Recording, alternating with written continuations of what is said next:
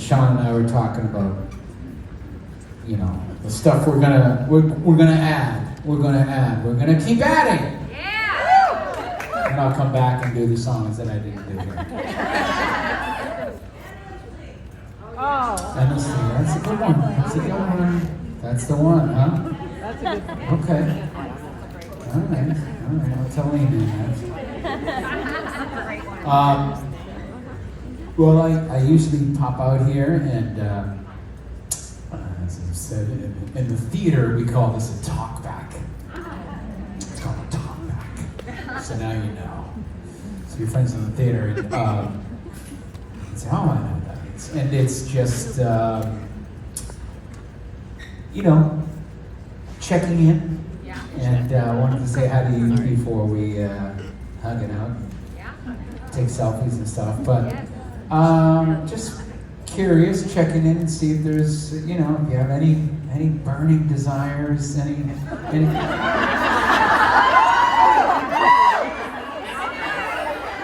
burning questions, rather. Is that a burning desire or a question? That's a question. What was the name of the song that you dedicated to your dad? Oh, that's All the Way. All the way. And yeah, I mean, Frank Sinatra's version Frank is the Sinatra, most, okay. yeah, All it's the way. most popular. So that's the one, yeah, All the Way. Thank you. You're welcome. Dream Broadway role. I'm asked that often. Right now, you know, and I can't help but say, first of all, I just did a show about a year ago called The Wanderer. It's based on Dion, for Dion and the Bellmans. And it's really good. And my buddy Mike Quartella is the star of the show, and he did everything he needed to do. He got the headlines and the New York Times and the whole everything you need to do to get to Broadway. The show has done. It's just there's about 60 shows trying to get into Broadway, and it's really hard. You know, you got to. I now know, which I'm grateful for the process. I mean, I remember when I first, did Broadway, and you know, I did, off Broadway first, and Tick Tick Boom, and then Wicked, and you know, it's such a commitment. You know, never mind the writer and the idea, but writing it, and then getting the producer, and then workshops, and then casting it, and then doing it out of town, and then making changes, and then going into Broadway. It's such a long process, you know, and there's a lot of cooks in the kitchen, and it takes a long time. So, like The Wanderer, I've been involved with for 5 years, and it was around, for years before that. So I realize now, like, how precious that is. To be involved in something like that has a chance. But it also is funny because a lot of people in the cast were, they were, young kids like in their 20s, really talented, and they were in 3 or 4 workshops. They were part of a bunch of different shows that, they were just waiting for the call. Which is so interesting, and like that's just part of the grind. But at the same time, you're like, you're not doing this show. It's like it's pretty wild. You know what I mean? And now I get it. So fingers crossed. And I'm not sure. I mean, it's a long way of saying I'm not sure. I keep mentioning the show Carousel, because there's this song, Soliloquy, that I've sung before. And it's a pretty heavy role, and it's been on Broadway recently. I mean, it's from the 60s, I think, 60s or 70s, but maybe that role. We'll see. I hear, Chicago's been on Broadway forever. But that Billy Flynn is a really fun role too, so maybe that would be fun to jump in there too. Right. Hi, that's an amazing dress. Yes.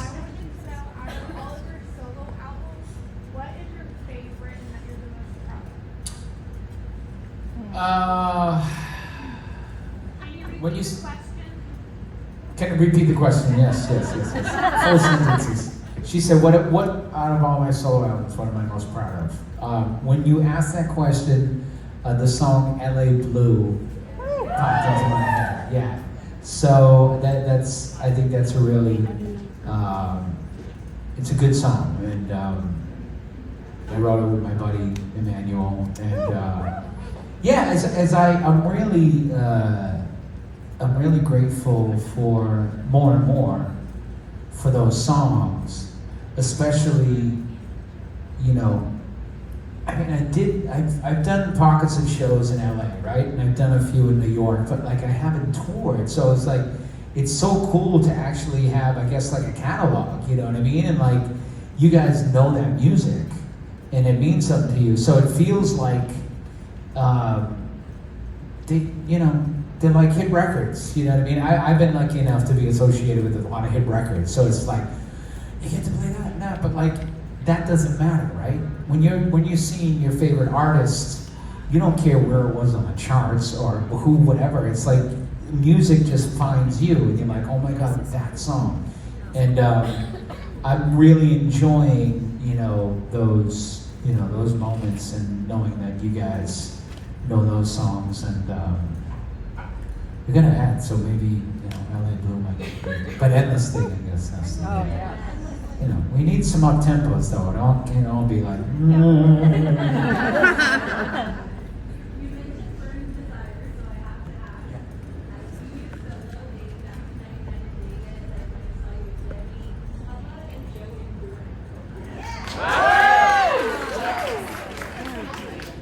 What do you think Jared Paul would think of that? No, I mean that would be a dream. I mean, I love performing with Jordan, and he's the greatest, and it's a joy to work with him. I think,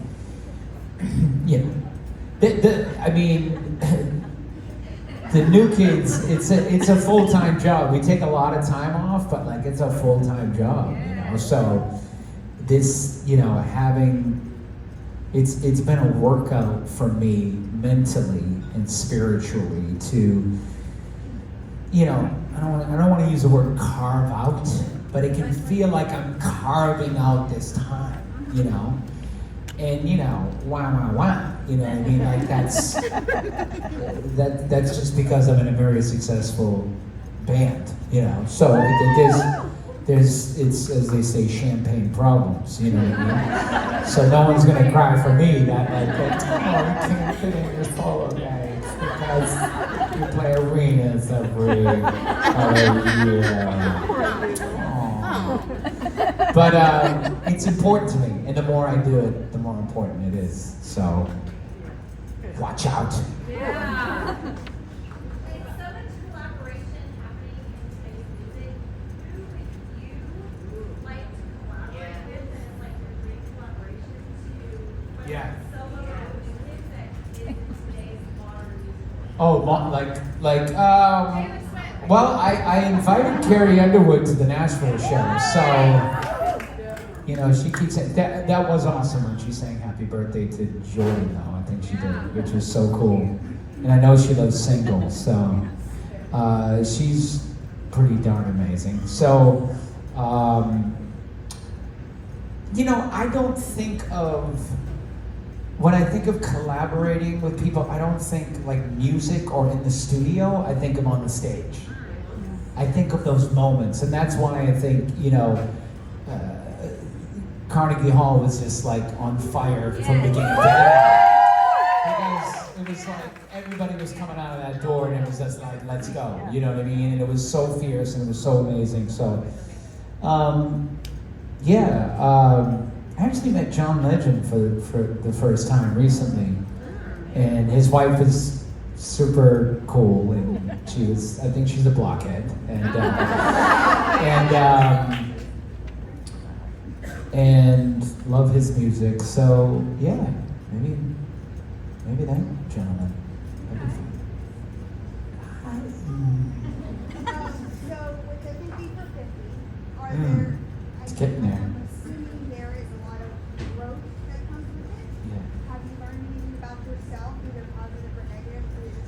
Yeah. She said 50 for 50, so I made the Mistake. I don't call it a mistake, but I put it on and put myself on the hook, and I was really, again, back to the. It's like, why did I do that? Why did I say 50 for 50? Like, and by the way, no one cares. I kept on saying, nobody cares. It was just me. It was like, whoa, putting this pressure on myself. But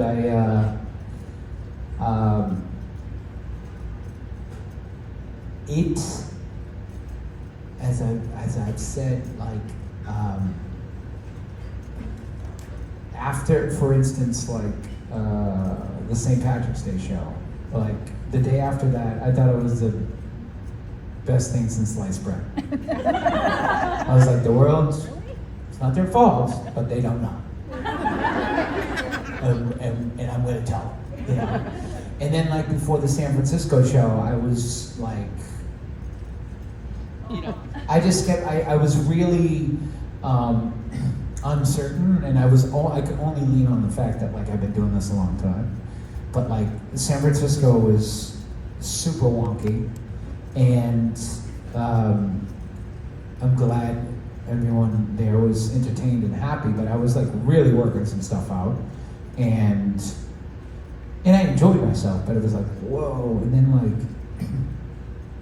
even now, it's like, talking, like, every word counts, you know, and I want to be able to do this, like, and I'm super happy, but, like, before this, I'm like, how do I do this show, you know, 4 or 5 times a week, you know, and I want to be able to do it, you know, and that means, I've been talking about less is more, you know, less is more, less is more, less is more, less is more, and it really is a big deal for me. I mean, because you know, we could be here all night, but but it's really, you know, it's really,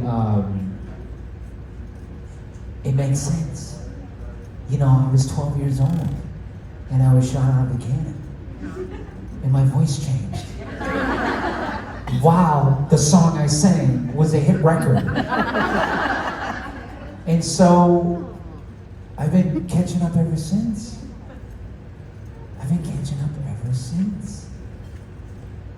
And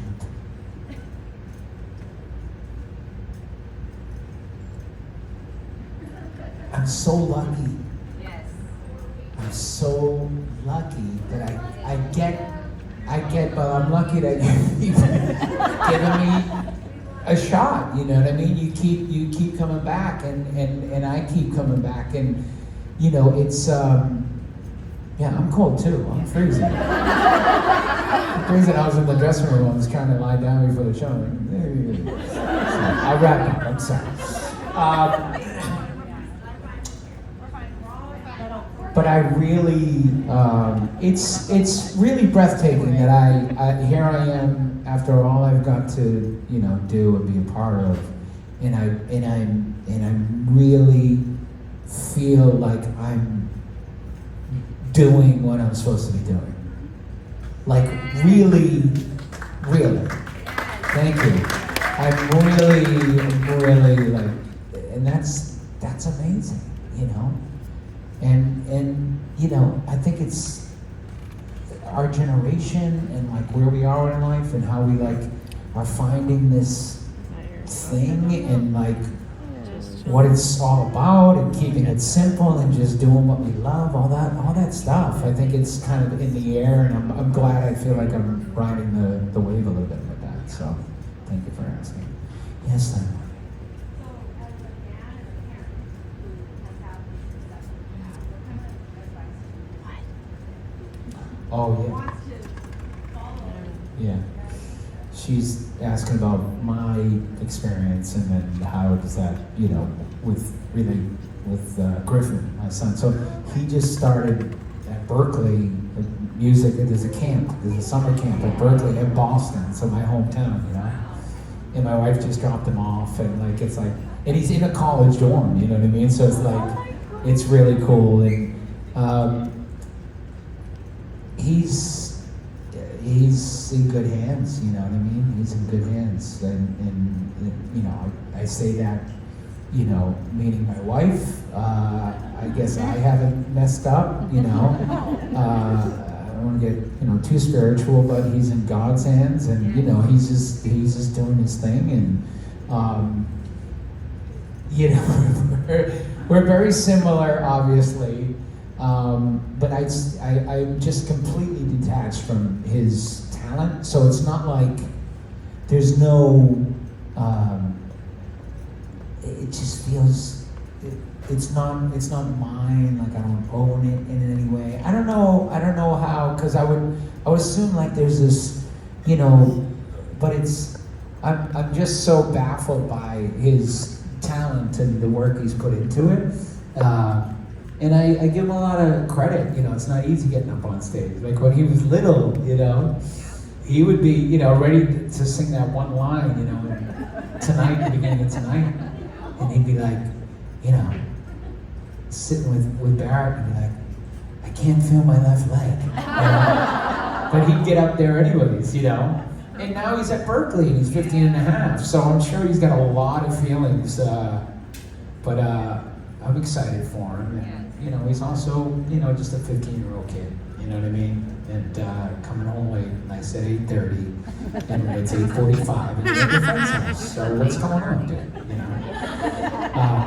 Anyways, can we hug it out, take some selfies? But this good-looking guy over here, it's...